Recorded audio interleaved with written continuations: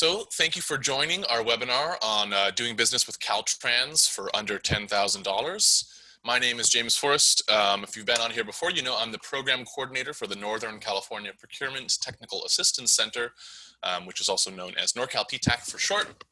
We're very thankful to have the main presentation today delivered by Patricia Silva, who is the Small Business Liaison for Caltrans District 2. So you all are lucky to be getting the information directly from the source. But before we hand things over to Patricia, I'd like to give you a lowdown on PTAC and the services that we offer. We are a nonprofit program. Go ahead and get our introduction slide here. This is both of us. NorCal PTAC is a nonprofit program. We are funded primarily by the Defense Logistics Agency, along with grant funding from other state and local funds. We provide all of our services at no cost to the public, so we are free help. We're hosted by the Humboldt State Sponsored Programs Foundation, which is located up in Arcata, California. Last year, NorCal PTAC helped our clients win more than $260 million in government contracts. So we are very proud to be a resource that's available to small business owners like you. The way we do this is with 3 core services. And again, these are all provided at no cost to you. The first one is one-on-one counseling. So we have procurement specialists, a small team, and we can assign them to you and they can help you individually with just about any government contracting topic you could think of. So if your business is located in one of these green areas, that is the criteria you must fulfill. If you're in one of these green areas, the 15 counties here, you can apply to work with one of our procurement specialists one-on-one. They can meet with you via phone, video conference, and correspond over email, so you don't have to leave your office to get the services you need. During normal times, not in COVID, we do have some office hours that are rotating in locations in the Bay Area, so you can follow our website to stay updated on that. Second, we do offer, of course, regular workshops like this one. In this case, we have a virtual webinar. We also do them in person, and these are all on government contracting topics that we think are useful for you. These are open to anyone to join from anywhere, so you don't have to be in one of these counties. You can check out our website at norcalptac.org/calendar to find more upcoming events, and I'll be going over a couple of those later at the end of the webinar, so stay tuned. Third thing we do to help our clients win contracts is we set them up with a free bid matching service. What this does is it funnels daily access to federal, state, local, and even prime contractor opportunities. They go right into your inbox when they match your criteria, the type of business you're looking to do, and this allows you to stay on top of the opportunities available to you. So if your business is located in one of these 15 counties, once again, you're eligible to apply for our services. All counseling can be provided remotely by phone, email, or video conference. All you need to do is go to our website at norcalptac.org, click on the Apply Now button, follow steps 1 through 7 after you create an account, and then hit Save. If you've ever worked with a Small Business Development Center, an SBDC in this region before, you should email me at info@norcalptac.org and I'll send you a special link to apply. Also, if you have any questions, you can always reach out to me at that phone number and that email at the bottom of the banner. Just a quick note that we are only one of 94, 95-ish PTACs nationwide. So if you're not in one of these counties, don't worry, you probably fall in the jurisdiction of another PTAC. So if you apply for me, I'll refer you over to another one. But you could save some time. If you're not in one of those, don't apply for us. Just look up your local PTAC and apply directly to them. So some housekeeping services here. I will be monitoring the Q&A. So if you have any questions during the presentation, go ahead and enter them into that Q&A feature, not the chat window. So in this Zoom webinar version, there is a chat window and a Q&A. We're using the Q&A for any questions that are based on content that we want to ask. If you have a technical problem or something like that, you can enter it into the chat window. But we'll work with Tricia at the end of the webinar during the Q&A session to get your question answered. I will paste Tricia's contact information into the chat. It will also be found on one of these slides. So if you feel like your question wasn't answered by the end of the webinar, you can reach out to her there. She's happy to correspond. And of course, if you have any questions for PTAC, like I said, you have my email and my phone number at the bottom there. So reach out to me. I'm quite friendly as well. One more reminder here, because we always get multiple questions, the slides and the recording, the full video recording of today's presentation will be sent out to the participants and posted on our website no later than tomorrow. So I think we've come to the time where we can hand things over to our main attraction today, Patricia Silva. She's going to lead you through everything you need to know to do business with Caltrans. So thank you so much, Tricia. Take it away. Hello, everyone. Thank you for joining us today. My name is Patricia Silva, and I am the Small Business and CalCard Liaison for Caltrans District 2. And we are located right here in Redding, Northern California. You can see on the little map, District 2 serves 7 counties: Siskiyou, Modoc, Trinity, Shasta, Lassen, Palumas counties. So we serve District 2 area, and we have 12 districts here in Caltrans. So let's go ahead and get started doing business with Caltrans. Under $10,000 using a CalCard as a payment method, and fair and reasonable as a procurement method. So you may be asking yourself, well, what does that mean? So Caltrans participates in the CalCard program, which is administered by our Department of Procurement and Contracts. And this allows our CalCard holders to purchase with their Visa card under $10,000 for goods and services. And if your business accepts Visa as a payment method, then this makes doing business with Caltrans a great option. However, if your business does not accept Visa as a payment method, we are still able to do business. It would just be processed through our Department of Procurement Contracts. And once payment is, once the goods and services are received, then you would be receiving a payment via check. So if you're able to set Visa as a payment method, then you're able to receive payment rather quickly once the goods or services are received. So that talks about our CalCard and how that works, which is a Visa card. We just call it a CalCard. So now let's go ahead and talk about fair and reasonable. Oops, let's go back. So, so how does this work? So our CalCard holders are able to obtain and pay for goods or services under $10,000 using their Visa card. And they're able to do this using a procurement method, which we refer to as fair and reasonable. So what does that mean? So that means that our CalCard holders, our buyers, are able to obtain one quote from a vendor and prove that it's fair and reasonable by using one of these 5 techniques listed here below. So we have price comparison, catalog market pricing, controlled pricing, historical pricing, and cost benefit analysis pricing.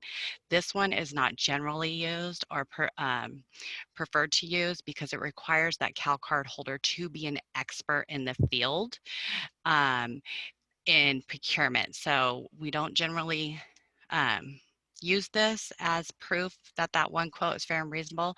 However, price comparison, this is used when the buyer has obtained a quote within the last 12 to 18 months for that similar or same product, which they can use to prove that that one quote from the vendor is fair and reasonable. We have catalog market pricing, which is basically internet pricing that CalCard holder can use to prove that that one quote is fair and reasonable. We have controlled pricing is basically set by law. That is like a permit for a county building. That would be considered controlled pricing.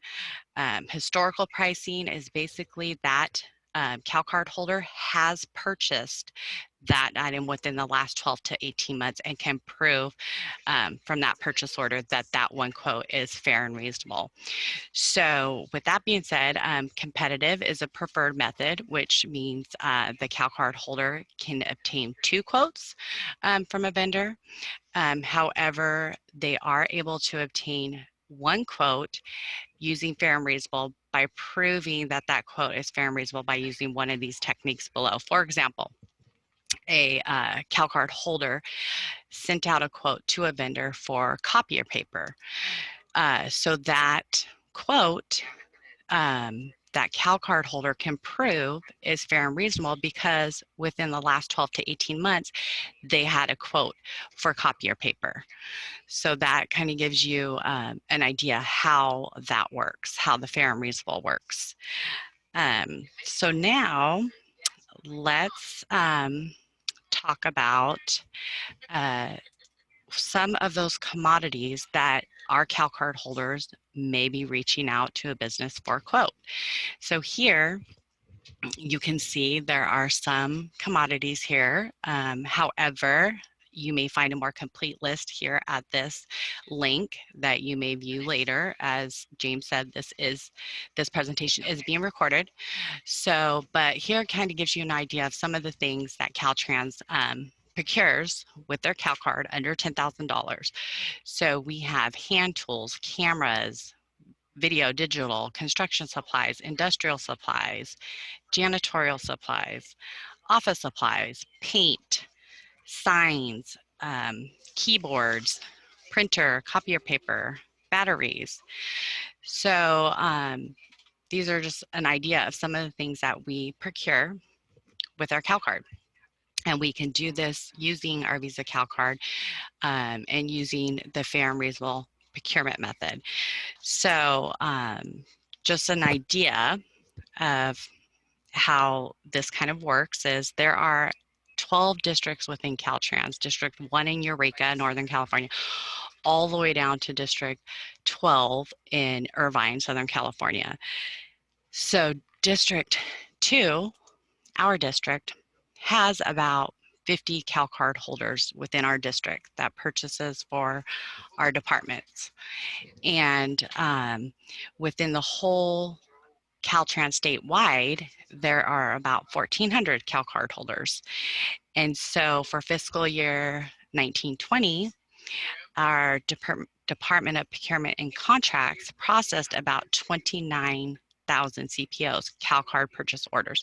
So there is opportunity, as you can see, to possibly do business with Caltrans and to do business under $10,000 when we're procuring goods or services.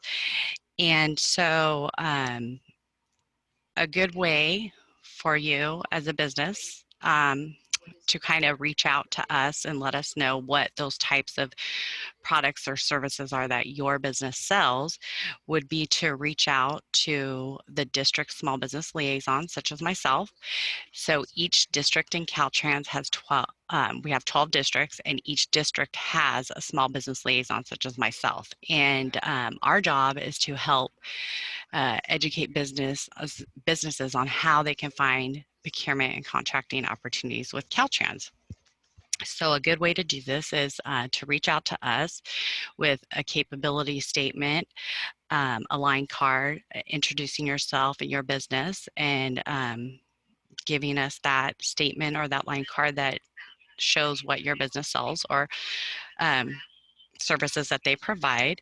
And what we can do with that is we will send that on to the CalCard holders in our districts. So if there's a need, then they may reach out for a quote. So at the end of this presentation, I will have a list of small business liaisons in all of our 12 districts of Caltrans and their contact information, and the best way to reach out is via email. And so I will have that list for you at the end of this presentation. So now, oops. Sorry. now we talked about some of those commodities, and now we're going to go ahead and look at some of the types of services that may be procured under $10,000 with Caltrans Visa CalCard. So the CalCard we refer to as a CalCard, which is basically a Visa card. So here are some of the types of services that we may procure with our CalCard using the fair and reasonable procurement method. So as you can see, there's copier maintenance repair, gardening and landscaping, equipment rental, um, equipment services, maintenance services, pest control services. So these are some of the samples that we may use. For example, our copier needs repaired. So our CalCard holder can reach out to a business for a quote for a copier repair and prove that that's a fair and reasonable quote. And when the copier is repaired, then we are able to pay that business, that vendor, with our Visa CalCard. However, if the service is going to be a reoccurring service, such as a pest control service, if that service is going to be a reoccurring service throughout the year, then that would require a service agreement. So that would be processed and created by the contract manager and contractor and approved by a Department of Procurement and Contracts prior to payment being made to that vendor. So we are able to pay with our CalCard for one-time service. However, if it's going to be a reoccurring service, we are still able to pay, but there's a service agreement that would need to be put in place for that if it's a reoccurring service under $10,000 throughout the year. Okay, so now we talked about some of the commodities we can purchase with our CalCard and some of the services that we can purchase with our CalCard. Now we're going to talk about some of the prohibited purchases with our CalCard. So these are things that we are not able to purchase with our CalCard, or they need to be processed through our Department of Procurement and Contracts. So here you will see fees and surcharges. We are not able to pay fees and surcharges with our CalCard. We are not able to pay a prepayment with our CalCard. So we're not allowed to pay prior to the receipt of good or services performed. For example, that copier that I just talked about gets repaired, and then we pay the vendor with our Visa CalCard. So we don't pay prior to the service being performed. We are not able to pay for hazardous services. We are not able to pay for a third-party vendor. For example, and this is just an example, our CalCard holder is trying to make a purchase from Amazon. Well, the actual business that is selling the item is not Amazon. It is another business. That would be considered a third-party vendor. So the business that we are doing business with, that business needs to be on our CalCard CPO purchase order. The business name needs to be the business that is charging our CalCard Visa, and the business name needs to be on the invoice. So we are not allowed to pay third-party vendors. So we are not allowed to pay, we are not allowed to purchase clothing of any kind with our Visa CalCard. So this would have to be processed through our Department of Procurement and Contracts because we are not allowed to purchase clothing of any kind with our CalCard. We are not allowed to purchase PPE equipment, so personal protective equipment. We are not allowed to purchase with our CalCard. Again, that would have to be processed through our Department of Procurement and Contracts. We are not allowed to purchase any IT item that is on a statewide contract. So, for example, we have a contract in place for computers. We have a contract in place for iPads. We would not be able to purchase those with our CalCard, but those would also be purchased through our contracts. But that is an example. We're not allowed to purchase personal items or business, and then we're not allowed to purchase services 10,000 and over in a 12-month period. That requires a service contract, and that is processed through our Department of Procurement and Contracts. So earlier, I spoke about a service agreement under $10,000. That is different than a service contract over $10,000. So a service contract over $10,000 is procured and processed through our Department of Procurement and Contracts, and we are not allowed to pay with our CalCard. And then we're not allowed to pay memberships. So these are some of the things that we cannot purchase with a CalCard, which I feel is important to know. So, if your business sells clothing, then we're not going to be able to purchase that with our CalCard. It would go through the Department of Procurement and Contracts processing method. So now, now we're going to just talk about, there are some limitations for our CalCard holders before they may reach out to an outside vendor for a quote. So before they do that, they need to check our CalPIA catalog. This is the link right here. So CalPIA stands for California Prison Authority. And if the product is available on the CalPIA catalog, then we must purchase off the catalog through CalPIA. For example, office chairs. I already know that office chairs are listed in the CalPIA catalog. So therefore, if I were to receive a request for office chairs, I would know that I would need to purchase them from the CalPIA catalog, from California Prison Authority Industry. However, there are some times where exemptions may be approved, and in those circumstances, then we may purchase off of the CalPIA catalog. We may purchase outside of CalPIA. So that is an example. So we need to check that first, and then if we see that that request is not in the CalPI catalog, then we're going to check our mandatory contracts, our statewide mandatory contracts. For example, we have computers on a statewide mandatory contract in place. We have our iPads on a statewide mandatory contract in place. So I would know if I received a request for a computer or iPad that I would need to purchase them from our statewide mandatory contract. So, however, if the goods and services are not available through CalPI or in a mandatory contract, then that's when our purchasers are able to search for an outside vendor on CALEPROCURE, California's online marketplace for vendors who may meet their department's purchasing need. And this is the California online marketplace link right here.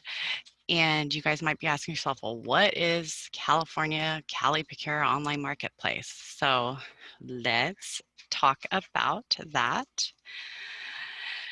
So here is CALEPROCURE, California's online marketplace. So when you click this website, you will come to the homepage. It says, welcome to California online marketplace. And this is their symbols. So California online marketplace is the marketplace where all state agencies that are posting bids 5,000 or more is where they will post the bids. This is also the place where our CalCard holders will go to search for a business, a vendor, a small state certified small business vendor, or a state certified DVBE, Disabled Veteran Business Enterprise vendor. So this online marketplace is where businesses can register for free. And also to do business with the state, they can register for free. They can also apply for the small business certification or the DVBE certification. So once they apply and they're approved, they're certified for 2 years, and that is where our CalCard holders will be able to find a certified small business or certified disabled veteran business to do business with. Um, so if your business is eligible for these certifications, then you may want to look into getting certified. And the reason is our goals. We have mandated goals to meet, Caltrans does, 25% annually in giving business to a certified small business, and 5% annually giving business to a disabled veteran business. So if your business qualifies and you're eligible, you would want to look into applying on the CALEPROCURE online marketplace. It's about a 45-minute online application, so it's worth looking into. So for the small business certification, that requires 100 or fewer employees and annual gross receipts of 15 million or less over the last 3 tax years. The owners must live in California and their principal office located in California. So you might be saying to yourself, oh, I qualify for that. If so, then you may want to get into the CALEPROCURE online marketplace and look into applying for that certification. So the DVBE certification requires at least 51% owned by one or more disabled veterans, and they must reside in California. Daily business operations managed and controlled by one or more disabled veteran, which means a 10% service-connected disability from the U.S. military. So if you're saying, wow, that applies to my business, well, then you may want to look into applying. And this is where our CalCard holders may be able to find your business to do business with you. Both of these certifications are good for 2 years. They are free. And then after 2 years, they need to be renewed. So if you're interested in learning more about this, tomorrow at 10 a.m., DGS, our Office of Small Business and Disabled Veteran Business Enterprise Services, who administers this online marketplace, will be giving a presentation, and you can learn more about becoming certified and how to navigate this CALEPROCURE marketplace and learn how to see what businesses, state business agencies are purchasing and how to reach out to them. So that'd be a great webinar for you tomorrow. So now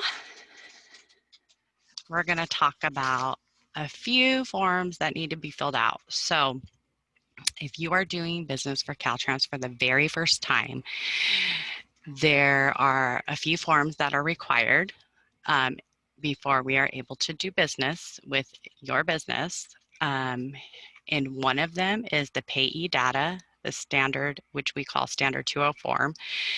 And this needs to be filled out. And then there is the CalCard certification form, and this also needs to be filled out. So what will happen is when our CalCard holder reaches out to a business for a quote, and they receive the quote, and then they're going to look and see if the business is in our system as an active vendor that we have already done business with.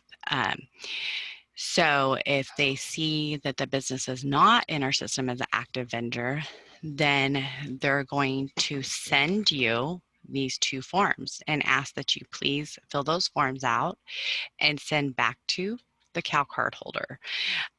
Once the CalCard holder receives those 2 forms back, And then they are going to send to accounting.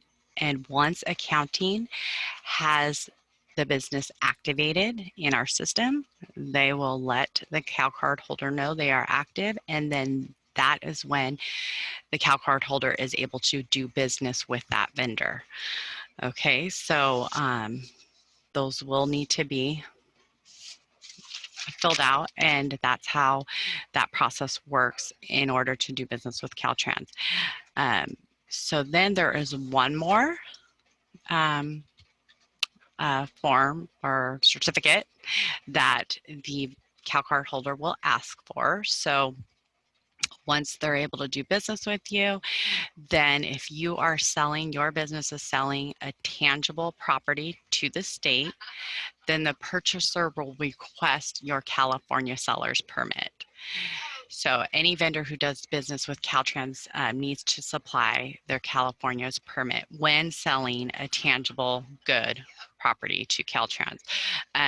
So as a business owner, if you're already doing business in Caltrans, I'm sure you already have your California seller's permit if you're selling tangible goods in California.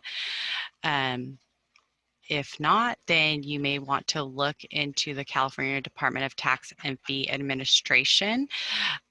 This is their link here, and this is where you would get the information on applying for that seller's permit. This is also where us CalCard holders can look up your seller's permit if we have your seller's permit ID number. You will be asked to provide that, and then we are good and we are able to do business. So now let's talk about the district small business liaisons that I talked about earlier, a small business liaison such as myself, and we have 12 districts with 12 liaisons. This is a sample of the DSBL contact list. So the full list can be obtained right here at this link for all 12 districts. And as you can see, there's District 1, and you have the small business liaison's name and where they're located, their phone number, and their email. And here I am, District 2, my name, where I'm located, my phone number, and my email. So like I was talking about before earlier, this is a good way for you for your business, for you guys to reach out to us via email with a capability statement or a line card introducing your business. If you don't have a capability statement already, Google has lots of great examples of those. And reaching out to us via email and sharing that with us, and then we can share that information with those CalCard holders in our districts. So if there's a need, then they may reach out to you for a quote. So it's a good way to let us know what your business sells, and therefore we can share that information with the purchasers, the CalCard holders in our districts. So please feel free to do that. And so now I've also provided a lot of other additional resources for you. Again, for you to view later as this is being recorded, as James said. So you will have access to this presentation later. So here are some additional resources for you. Our procurement and contracts, our Department of Procurement Contracts. This is a great resource link here.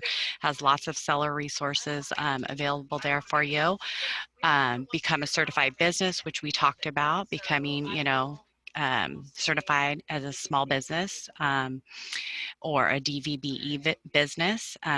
Here you will get more information on that, and it will direct you to the CALEPROCURE website and give you also eligibility information. And so if you want more information about becoming certified, please view this link, and then also attend the webinar tomorrow at 10, where you will find lots of more information on the CALEPROCURE online marketplace. And then I provided a link here for a district map so you can locate a Caltrans near you and reach out to them. Again, you can reach out to a small business liaison. Then I also provided the Caltrans event calendar link. So this is a link of a calendar that has all the outreach events, free outreach events throughout all 12 districts in Caltrans. And you may view this calendar and see any other upcoming outreach events, such as this one you're viewing now. And you can attend, and it's free. So I would recommend checking out this link to see what other opportunities are out there that you may be interested in attending. And then another link here is the Caltrans commodities link, so you can go there and get a bigger list of some of those commodities that and contracts that Caltrans procures. And then this is a Doing Business with Caltrans brochure. It's a PDF. It's a great handy dandy brochure. Lots of information about doing business with Caltrans, the CalCard program, procurement and contracts, service contracts, some of the commodities we purchase, how that all kind of works. So this is a great PDF for you to view later. So with that, I'm going to turn it back to James for a moment so he can go over some more upcoming events for you. Go ahead, James. Absolutely. Tricia, thank you so much for a great main presentation. Always appreciate working with you. Just want to go over a couple of these events that we've got coming up. I may or may not have mentioned at the beginning of this webinar, but this is the first part of a government contracting web series. So we're starting off with Caltrans, and then tomorrow we're working with the DGS for the contracting with the California State Government webinar. All of these webinars start at 10 a.m. So then next week on Wednesday, we have a Finding Contractors Opportunities, Contracting Opportunities webinar. And then the following day, we have a federal government contracting webinar. So if you're looking to get a wide spread of information on how to make money doing business with the government on different levels, we recommend you taking a look at our upcoming events here in this government contracting web series. Then looking farther ahead down the line, next month in September, we actually have a a recurring webinar here. Once on September 17th and once on October 6th, we're going to hold a woman-owned small business certification webinar. So if your business is more than 51% woman-owned, then you should definitely check out these webinars as well. And now, of course, you can find more information on these events and more ones as they pop up on our website at norcalptech.org/calendar. We will keep it updated as soon as we're coming out with new webinars, which we're always doing. We're always hard at work finding new services for you. So now's the portion of the webinar when we're going to do a little Q&A. So some of you have already been putting questions in the Q&A, which is great. Not in the chat window because we won't be monitoring that in the same way. But if you click on that Q&A button and you enter your question, it will go over to me. I will read it out. And Patricia and I will follow along. We'll see if she can answer your question. There were a couple questions, just a quick note, that I felt were a bit vague. Maybe they made sense in the moment that you asked them, but since they're being answered at the end of the webinar, I asked for some clarification. So for the two of you, sorry about that. If you just go ahead and resubmit your question in the Q&A, we'll get it answered. But let's get started here. Just one more quick note before we get into the Q&A. I did share Patricia's contact information at the beginning of this webinar in the chat, and you can also find it on the page here. So you're going to get the PDF of these slides. If you have any questions that you don't feel like are right for this forum, or they didn't get answered by the end of our Q&A, do reach out to Patricia, and she'll be happy to help. So our first question here is from Maria Staudenbauer. Way back at 1013, she asked, is price comparison needed for professional services? For example, HR consulting services, or is this specifically for purchasing items? So I would say that that would fall under our service contract, and that would be done through a contract manager process through Department of Procurement and Contracts. So if she's wanting to know a little more about that, she would want to check out the CALEPROCURE website to see what bid opportunities might be available for HR consulting services. So again, that CALEPROCURE is where all state agencies post bids 5,000 or more, where businesses can bid on an opportunity. So you can search for HR consulting services on CALEPROCURE and see if there's any bid opportunities that pop up for that type of contracting service. All right. Thank you. Next question from an anonymous questioner. They ask, I looked on the DPAC website and didn't see the 2020 commodities report that you mentioned. I know it's being revised for ADA accessibility, so it might not be posted yet. But if it is, can you please share which link it's listed under? Yes, so unfortunately 2020 is not posted yet. So the one that is available right now is the only one we have available as of right now. So I would just say keep checking back, and hopefully, it will get updated at some point, but no, the 2020 commodities report is not available yet. Thanks, Tricia. TK asks, how do we get our products or services listed into CalPIA? So CalPIA is California Prison Authority industry, and most of the items in their catalog are made by the inmates. So I'm not sure that they, you may contact CalPIA and ask them that question yourself. I know that CalPIA does probably procure goods and services, obviously outside of CalPIA. So they may be a good contact if you want to do business with them. But as far as getting your products or services listed in their catalog is what I'm thinking you're asking. You would definitely want to contact them, because I know what's in their catalog is mostly made by the inmates. All right. Next question is from Kelly Murphy. Kelly asks, my business is not based in California. We're also not owned by a woman or a disabled veteran. We are an A-Ability 1 distributor. Can we still be added to CalPROCURE? Okay, so CalEPROCURE, so you probably want to get on the webinar tomorrow, but CalEPROCURE, any business can register to do business in CalEPROCURE, but as far as the certification goes, to be eligible, your business does have to reside in California. But again, you'd want to probably join the webinar tomorrow so you can get that answer more clarified in tomorrow's webinar with DPAC or DGS. And you can find the information on how to join that on our website at norcalptech.org/calendar. We're going to partner with the DGS tomorrow. Usually put on a good show.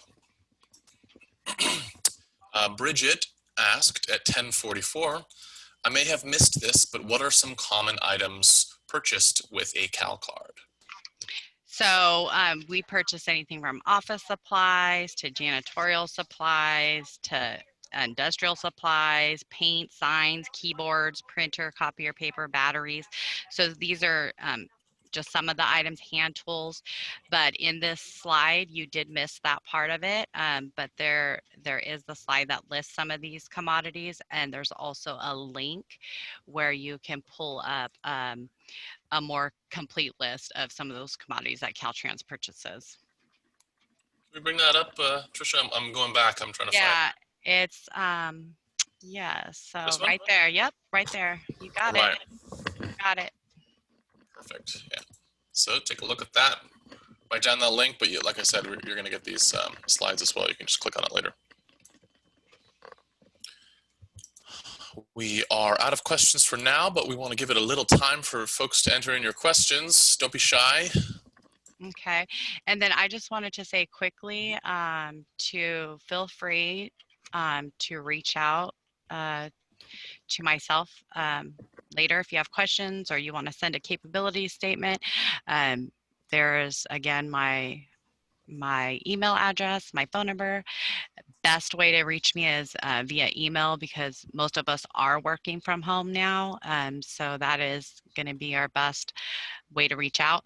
And then also I put on here another resource, which is our Caltrans Office of Civil Rights. And this is our outreach and supportive services branch. So you can feel free to reach out to them via email if you have any questions about doing business with Caltrans, or if you have questions about, we do have one more certification. I didn't mention it in this presentation, but it is a federal certification, which is called our DBE, Disadvantaged Business Enterprise Certification, which our Office of Civil Rights is a certifying agency for that certification. And that certification, if you want more information about, you can feel free to reach out to them as well. That comes into play when we have big contracts that are going out that have federally funded money attached to them. Then there are certain goals, percentages in that contract that have to be met in giving business to a certified DBE. So if you want to learn more about that, you can feel free to reach out to the Office of Civil Rights there as well. Great, thanks, Tricia. We did get a couple more questions, so we can keep going here. TK asks, as the business, how do we take payments by CalCard? Is it just a regular Visa card that we can use like a payment processor, like Stripe? Okay, so I don't know what Stripe is, but the CalCard is, yes, just a regular Visa card. So if your business accepts Visa as a payment method, then you would have no problem accepting our CalCard. It is a Visa card. We just refer it to as the CalCard. Great. All right. Someone also just asked, according to the DGS website, a company does not have to be a small or DVBE business for fair and reasonable procurement. Is it the DOT's preference to use small business and DVBE companies? So the preferred method for Caltrans is, if we're not able to find whatever we're looking for in the CalPA catalog, or it's on our statewide mandatory contract, then we preferably will reach out to a certified small business or DVBE certified in the CALEPROCURE online marketplace. And it's the reason why we prefer to reach out to them. It doesn't mean that we cannot do business with a business who is not certified, because we do, but we do prefer to reach out to the small business DVBEs and find them in the CalEPROCURE online marketplace, because we have mandated goals that we have to meet. So we have a 24% mandated goal that we have to meet in giving business to a certified small business, and we have a mandated goal that we have to meet in giving business to a DVBE business. That mandated goal is 3%, and Caltrans strives for 5%. So, so hopefully that answers your question. Great. We have, looks like one last question here from Bridget. Do all Caltrans buyers have a purchase card? So we have, so I guess the answer to that would be no. So there are certain, there's people within Caltrans. Each district has what we call CalCard holders that are able to purchase with their Visa CalCard. However, there is another method of, and that's under $10,000. However, there's lots of other procurement methods out there that have nothing to do with the CalCard. So we have, and that would be processed through our Department of Procurement contracts. So we have other solicitations, formal solicitations that would be procured through a requester who would not necessarily be a CalCard holder. They may be both, but then they would they would send out the solicitation. For example, we have a small business DBB solicitation. We have a competitive solicitation that these go up to $250,000 up to, so they would process these solicitations, and then all that paperwork would be done through Department of Procurement and Contracts. So it would have nothing to do with the Visa CalCard. So hopefully that answers your question. Great. TK asks, do you have a mandated goal for a state of California local business preference? No, we do not. Not that I'm aware of. We have only goals for our small business, state small business certification, the DBB certification, and the DBE certification. Okay, we're getting some more questions here. Will the fee for CalCard be the same as another visa? I'm not sure what you mean by fee, but we do not pay fees. When we use our Visa CalCard to pay a business, we are not allowed to pay fees. So if you charge a fee for using the Visa, that's not something that CalCard that we could pay. Marco is asking, what's the marketplace website to apply for jobs under 10,000? So the CALEPROCURE online marketplace is where you can register to do business with the state. It's a state's online marketplace, but it's also where you can apply for a small business DBB certification. And if you apply and you receive that certification, this is where, when our CalCard holders are reaching out to businesses, outside vendors to do business with, that they can find your business in the CALEPROCURE marketplace by searching for small business DBBE. And then if you are certified, and for example, you sell office supplies, so our CalCard holder is looking in CALEPROCURE for a vendor, small business DBB, who sells office supplies, then you may pop up on the list as that vendor who sells office supplies, and therefore our CalCard holder then can reach out to your business for a quote. That's how that works. So hopefully that answered your question. And again, if you want more information on this and how that all works, you would want to attend the webinar tomorrow. Excellent advice. All right, let's make this the last question here. Thanks for everyone. Can you repeat, or was there a slide that specified your purchasing preference? I heard PIA was first priority, then second is some catalog you mentioned, then third is the open RFQ and Cal Procurement website. So first we're going to go ahead and look in the CalPIA catalog. If it's not in the CalPIA catalog, and we can go back to that slide, we're going to look to see if the item is in one of our statewide mandatory contracts. So, and where we find our mandatory contracts, again, is in CALEPROCURE. So we can search, you can search contracts there. You can search bid opportunities. So we as purchaser, so if I'm a CalCard holder, I get a purchase request for a computer. I automatically know it's on a statewide mandatory contract, but I'm going to find that statewide mandatory contract in CALEPROCURE. And so then I will use that statewide mandatory contract to do that procurement request.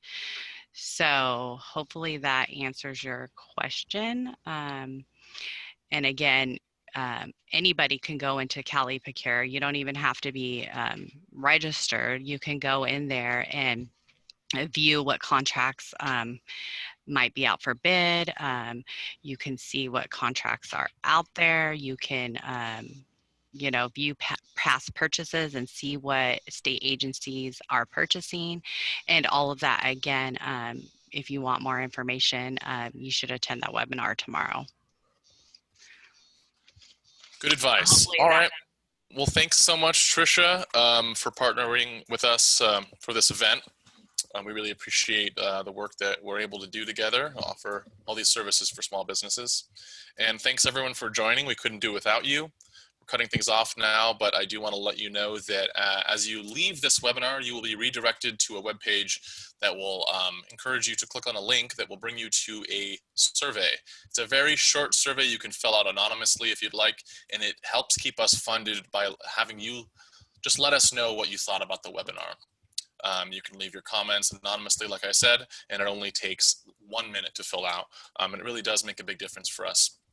You'll also receive an email shortly with a link to this survey, as well as the slides and the video recording that will also be posted to our website under resources, past webinars. So go ahead and take a look at that. Look out for that coming later today from info@norcalptech.org. And thank you, and keep joining our webinars, and want to wish everyone a nice day, and thanks for joining our Doing Business with Caltrans Under $10,000 webinar. Okay, one more thing. If you guys have questions that come up later, please feel free to reach out to me. I'm happy to assist. Absolutely, that's what she's here for. All right, thanks everyone. Thank Bye-bye. you. Bye.